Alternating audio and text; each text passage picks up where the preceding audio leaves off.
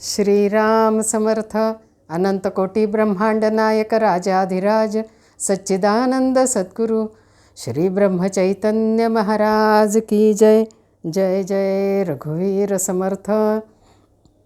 सद्गुरूंना वंदन करून आपणा सर्वांच्या हृदयस्थ परमेश्वरालाही मी वंदन करते. सध्या श्री गोंदवलेकर महाराज यांच्या ओवीबद्ध प्रवचनावर आपली चिंतनमाला चालू आहे. त्यातील हे पुढील पुष्प 20 जून प्रवचन. ज्याला प्रपंच नाही करता आला त्याचा परमार्थ ढिला पडला. एकदा नारद मुनी आणि भगवंत यांच्यामध्ये गप्पा चालल्या होत्या.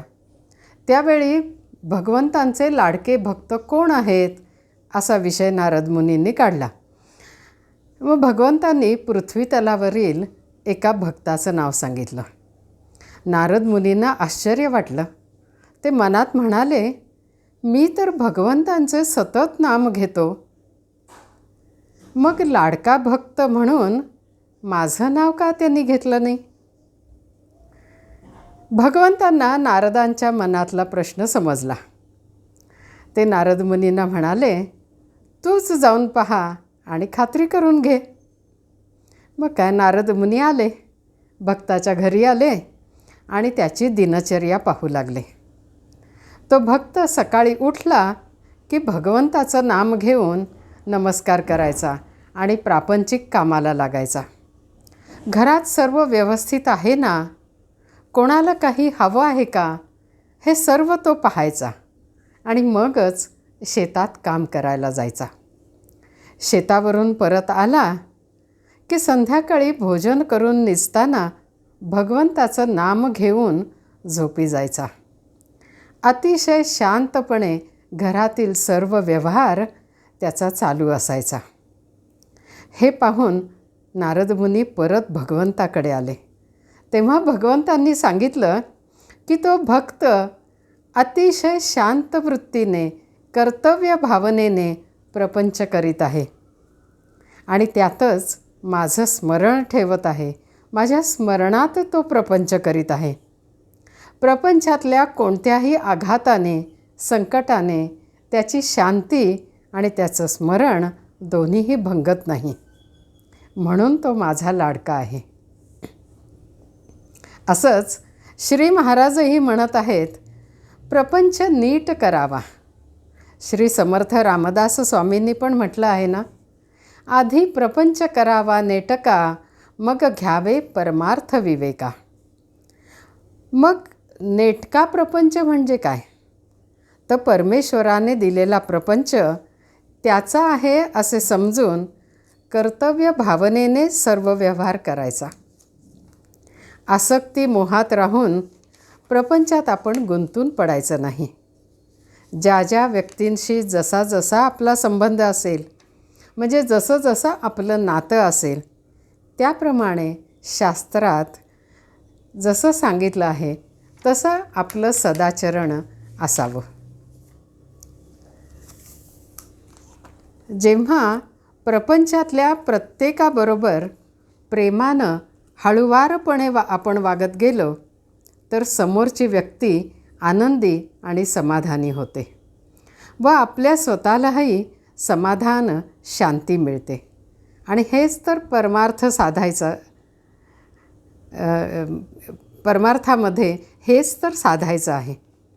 कोणत्याही प्रसंगात शांती ढळू द्यायची नाही म्हटलं तर प्रपंचच आपल्याला सहाय्यभूत ठरतो.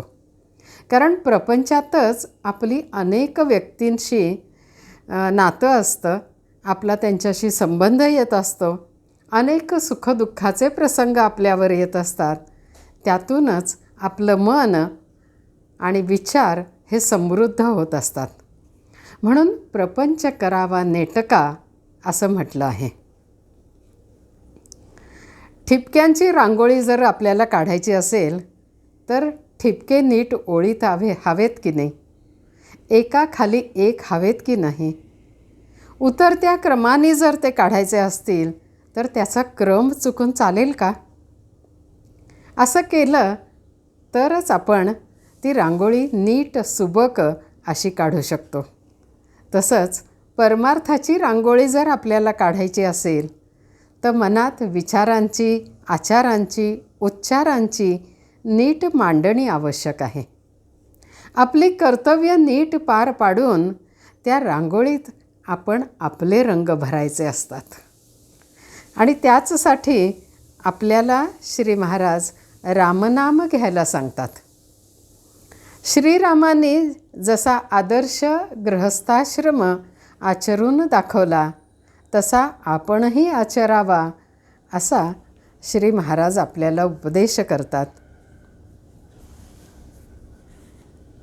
तर आता आपण आधी आपलं 20 जूनचं प्रवचन बघूया.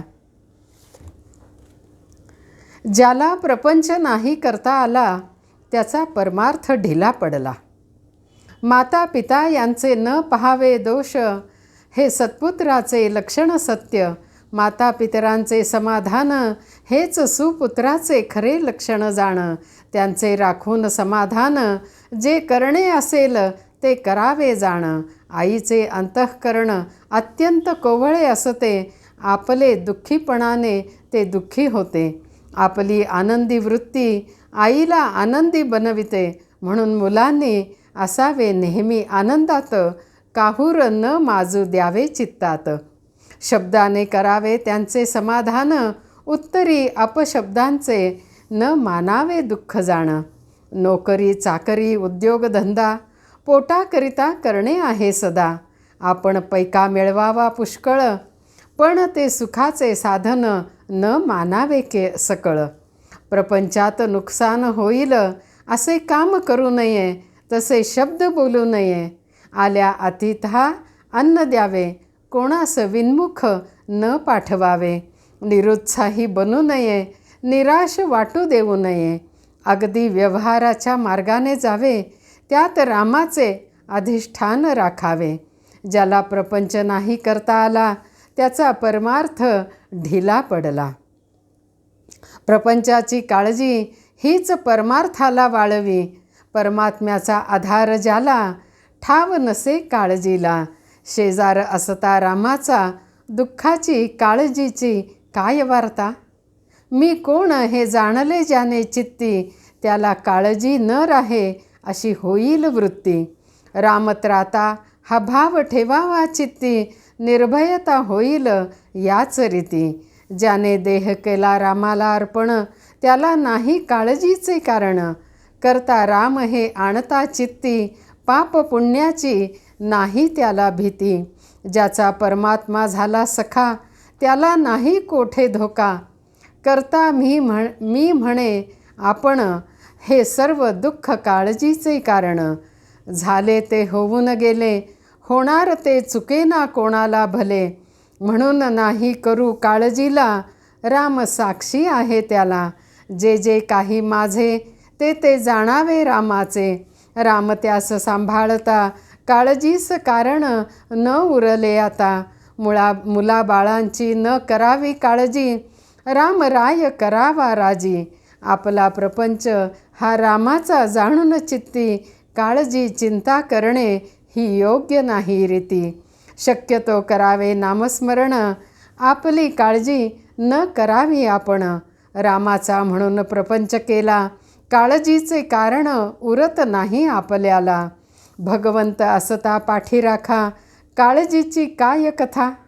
म्हणून मुखाने नाम, चित्तात राम, त्याचे मनाला होईल आराम. सतत ठेवावे एक चित्ती, न सोडावा रघुपती. सर्व सारांचे सार, एक भजावा रघुवीर. नेमात नेम उत्तम जाण, रामा वाचून न रहावे आपण. बोधवाक्य. सर्व करता राम, हा भरवसा ठेवावा ठाम. मग काळजीचे उरले नाही काम. आता परत आपण आपल्या चिंतनाकडे वळूया. माता पिता यांचे न पहावे दोष, हे सत्पुत्राचे लक्षण सत्य. बघा, मर्यादा पुरुषोत्तम प्रभू श्रीराम हे आपलं आराध्य दैवत आहे.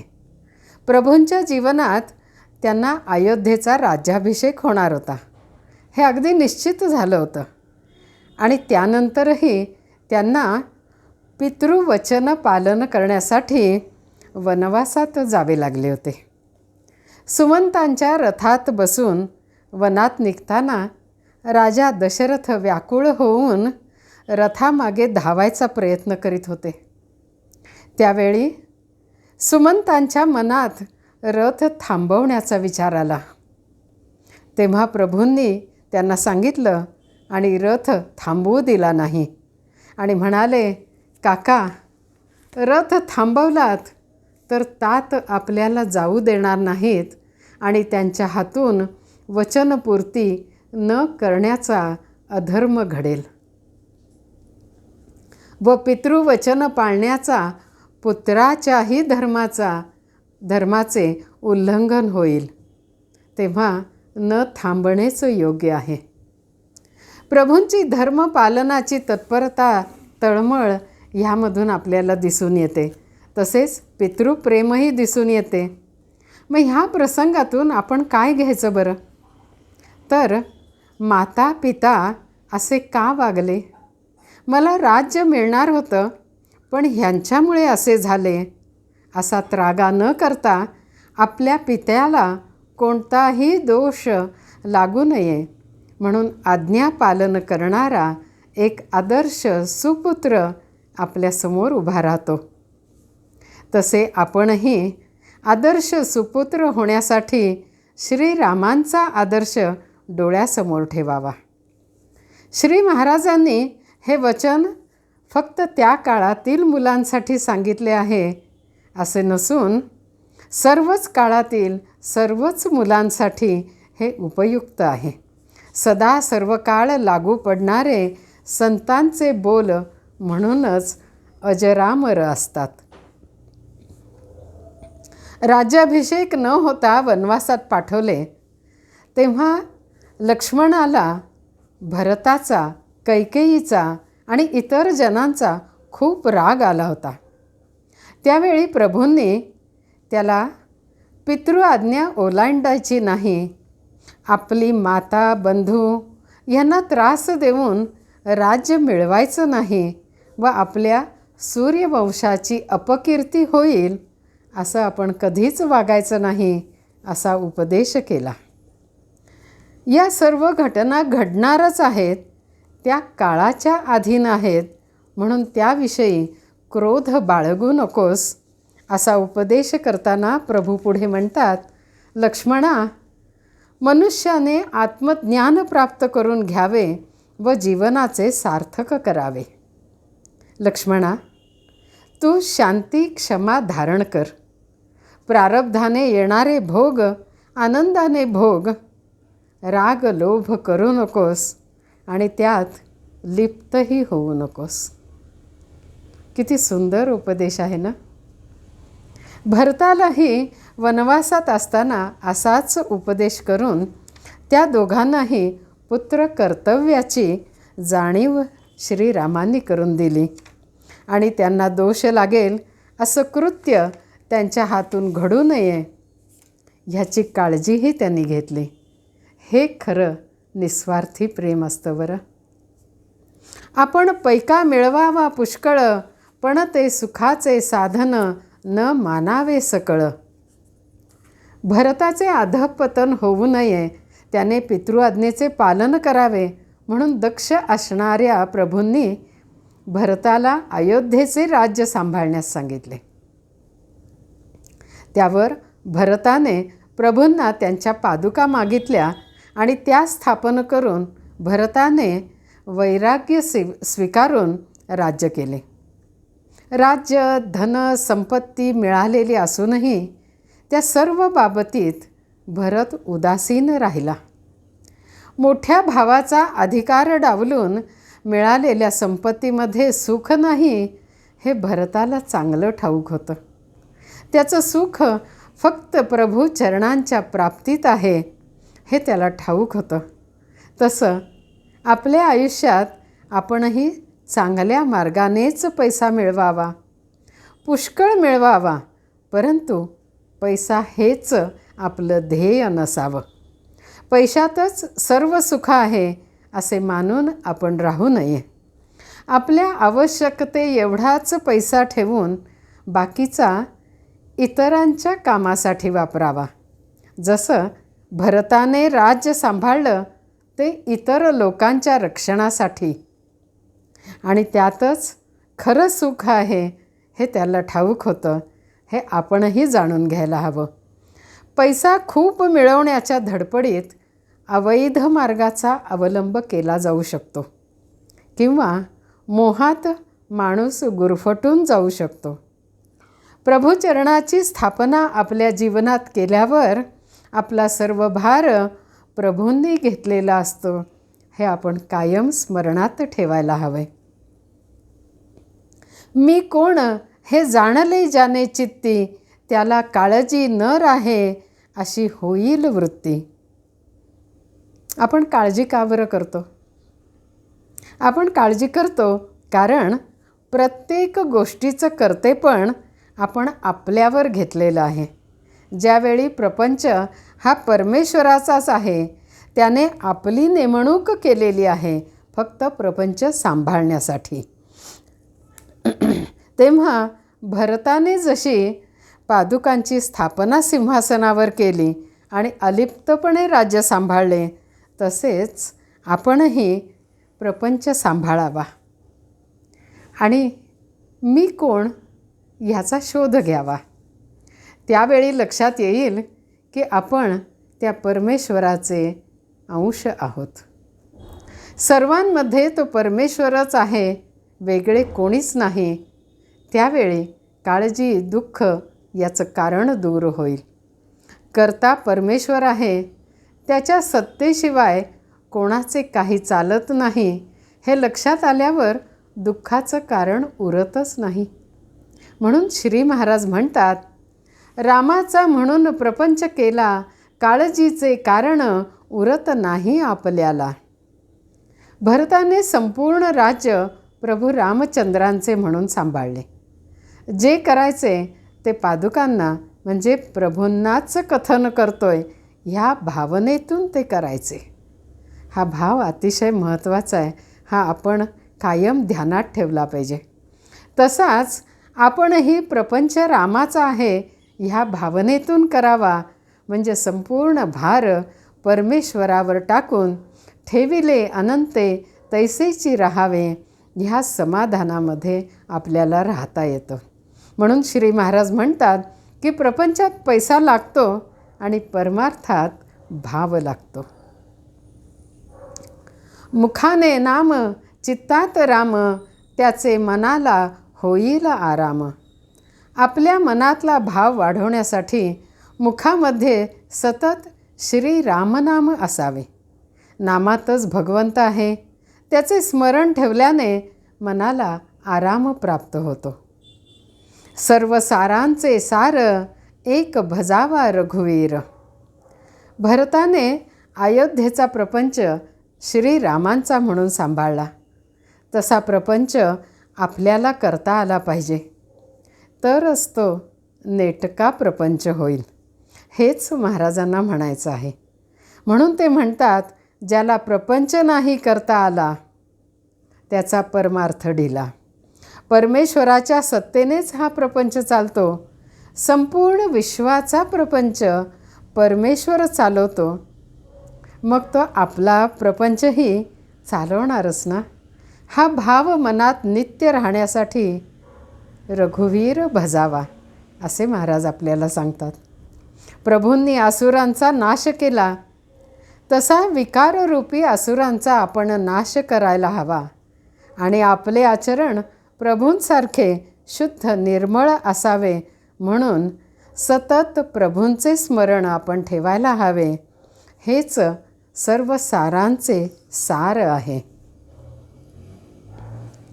या प्रवचनाचे माणगंगातीरी या पुस्तकामध्ये सार अभंग रूपात मांडलेलं आहे. तेही आपल्यासमोर मी ठेवते. 20 जून. दोष न पहावे माता पिता यांचे, हेच सत्पुत्राचे लक्षण सत्य. असावे मुलांनी आनंदी सदैव, आईस अतीव आनंद होई. आल्या अतिथीस द्यावे काही अन्न, करावा सन्मान योग्य तैसा. परमेश्वराचा आधार जयाला, ठाव काळजीला तेथे नसे. राम आहे करता, राम हाची त्राता, करते पण घेता दुःख येई. मुखी असो नाम, चित्ती वसो राम, मना अनुपम समाधान. सर्व करता राम, हा भरवसा ठेवावा ठाम, मग काळजीचे उरले नाही काम. जानकी जीवन स्मरण जय जय राम. सद्गुरुनाथार्पणमस्तु. श्रीराम श्रीराम श्रीराम.